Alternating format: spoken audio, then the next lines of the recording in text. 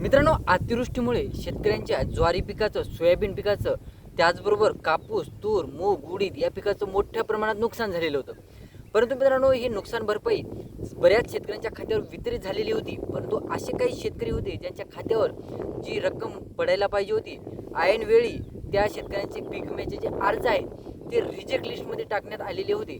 Finally मित्रांनो, त्या शेतकऱ्यांच्या खात्यावर पीक विम्याची रक्कम ही जमा करण्याचे आदेश देण्यात आलेले आहे. तर तो जिल्हा कोणता आहे आणि जिल्ह्यातील किती शेतकऱ्यांना याचा फायदा होणार आहे, त्याविषयीची सविस्तर माहिती आपण आजच्या व्हिडिओमध्ये क्लिअर करण्याचा प्रयत्न करणार आहोत. तर तुम्ही जर चॅनलवर नवीन असाल तर चॅनलला सबस्क्राईब करा आणि समोरील जे बेल आयकन बटन आहे ते दाबायला विसरू नका. तर नमस्कार मित्रांनो, मी राज सुरेतर स्वागत आहे कृषी यूट्यूब चॅनलमध्ये. तुम्हाला देखील काही प्रश्न असतील तर डायरेक्टली इंस्टाग्रामला मेसेज करून विचारू शकता. इंस्टाग्राम आय डी डिस्क्रिप्शन बॉक्समध्ये दिलेलं आहे. एकंदरीत बघायचं झालं मित्रांनो, आपण आज ज्या जिल्ह्याविषयी माहिती घेणार आहोत तो जिल्हा म्हणजे यवतमाळ जिल्हा.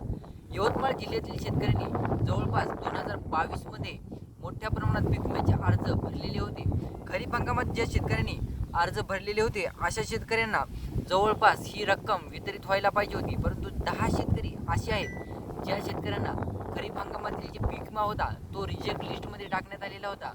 तर शेतकऱ्यांनी लढा दिला एक, आणि शेतकऱ्यांनी काही समाज माध्यमातून म्हणा किंवा जवळपास बघायचं झालं तर काही लोकप्रतिनिधींच्या माध्यमातून म्हणा हालचाली सुरू केल्या आणि या हालचालींना यश आलेलं आहे. तर 10 शेतकऱ्यांच्या खात्यावर जी शेतकऱ्यांची जी रक्कम उर्वरित होती ही रक्कम शेतकऱ्यांच्या खात्यावर वितरित करण्याचे आदेश देण्यात आलेले आहेत ग्राहक मंचातर्फे. तर यवतमाळ जिल्ह्यातील तुम्ही देखील शेतकरी असाल आणि तुम्हाला देखील जवळपास 10 म्हणजे 2022चा जे खरीप हंगामाचा पीक विमा आहे तो दाखवत असेल तर तुम्हाला नक्की आणि नक्कीच तो पीक विमा तुमच्या खात्यावर वितरित होणार आहे.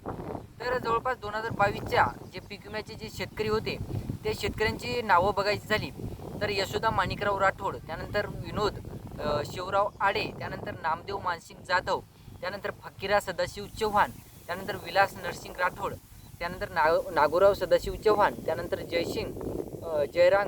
जयरंग थावरीसिंग राठोड, त्यानंतर दादाराव हरी मोहुर्ले आणि त्यानंतर कृष्णा गुरुदेव मोहुर्ले आणि तुकाराम नारायण गमे हे जे शेतकरी आहेत यांनी तक्रार केली होती ग्राहक आयोगामध्ये. आणि या तक्रारीची जी सुनावणी आहे ती करण्यात आलेली आहे आणि या शेतकऱ्यांना ही रक्कम वितरित करण्याचे आदेश देण्यात आलेले आहेत ग्राहक मंचातर्फे. शेतकऱ्यांची जीत झालेली आहे, शेतकऱ्यांचा विजय झालेला आहे. या 10 शेतकऱ्यांनी स्वतःचा पीक विमा जो हक्काचा आहे तो मागितलेला आहे आणि तो मिळवलेला आहे. आता राहिला प्रश्न, तुमचा देखील पीक विमा जर अद्यापही वितरित झाला नसेल, तुम्हाला देखील हालचाली करायच्या आहेत तुमच्या तालुका वाईज म्हणा किंवा लोकप्रतिनिधींच्या माध्यमातून म्हणा, मला हालचाली सुरू करायच्या आहेत आणि शासनाकडून तुमचा हक्काचा पीक विमा हा मागायचा आहे, घ्यायचा आहे.